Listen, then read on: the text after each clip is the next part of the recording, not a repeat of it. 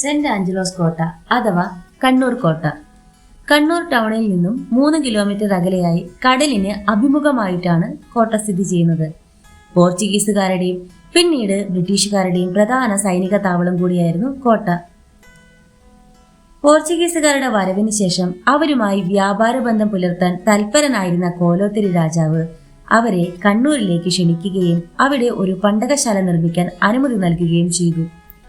Portuguese നാവികനായിരുന്ന Pedro Alvares Cabral ക്രിസ്തുവർഷം 1500 ഫാക്ടറിക്ക് വേണ്ടിയുള്ള പ്രാരംഭ പ്രവർത്തനങ്ങൾ നടത്തുകയും തുടർന്ന് ക്രിസ്തുവർഷം 1501 ജാവോ ഡി നോവ ഒരു ചെറിയ ഫാക്ടറി കണ്ണൂരിൽ സ്ഥാപിച്ചതിനു ശേഷം പോർച്ചുഗലിലേക്ക് തിരിച്ചുപോയി.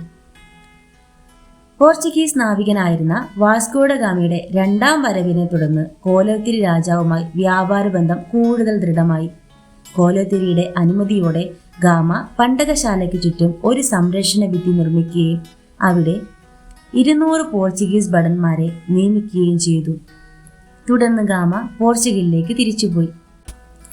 തുടർന്ന് ക്രിസ്തുവർഷം 1505 ഇന്ത്യയിലെ ആദ്യത്തെ പോർച്ചുഗീസ് വൈസ്രോയിയായിരുന്ന ഫ്രാൻസിസ്കോ ഡെ അൽമേഡ കണ്ണൂരിലെത്തുകയും കോലത്തിരിയുടെ അനുമതിയോടെ അവിടെ ഒരു കോട്ട പണിയാൻ ആരംഭിക്കുകയും ചെയ്തു.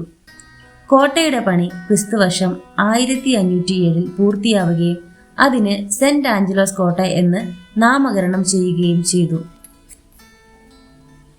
സെന്റ് ആഞ്ചലോസ് കോട്ടയുടെ നിർമ്മാണത്തോടുകൂടി ഇന്ത്യയിലെ പടിഞ്ഞാറൻ തീരത്തെ ഒരു പ്രധാന സൈനിക കേന്ദ്രമായി കണ്ണൂർ മാറി. പോർച്ചുഗീസുകാർക്ക് ശേഷം ഡച്ചുകാരും തുടർന്ന് ഫ്രഞ്ചുകാരും ഇന്ത്യയിൽ ആധിപത്യം ഉറപ്പിക്കാൻ ശ്രമിച്ചു.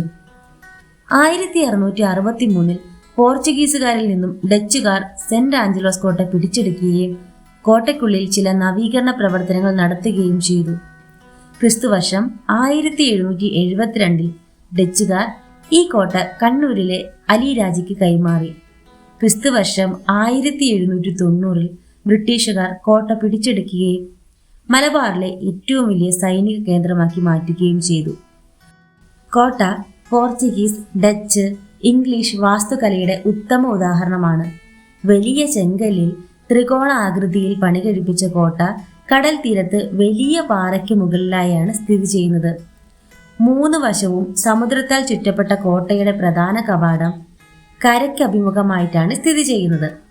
കരയിൽ നിന്നുമുള്ള ആക്രമണം ചെറുക്കുന്നതിനായി പോർച്ചുഗീസുകാർ കോട്ടയ്ക്ക് മുൻപിലായി കിഴക്ക് പടിഞ്ഞാറ് ദിശയിൽ അറബിക്കടലിനെയും മാപ്പിള ഉൾക്കടലിനെയും ബന്ധിപ്പിക്കുന്ന തരത്തിൽ ഒരു കിടങ്ങ് നിർമ്മിക്കുകയും ഉണ്ടായി.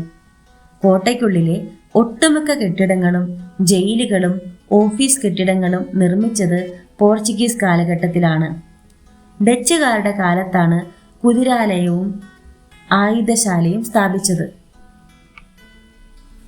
കോട്ടയ്ക്കുള്ളിൽ സ്ഥിതി ചെയ്യുന്ന പീരങ്കികൾ യൂറോപ്യൻ അധിനിവേശത്തിന്റെ നിത്യസ്മാരകമായി നിലകൊള്ളുന്നു.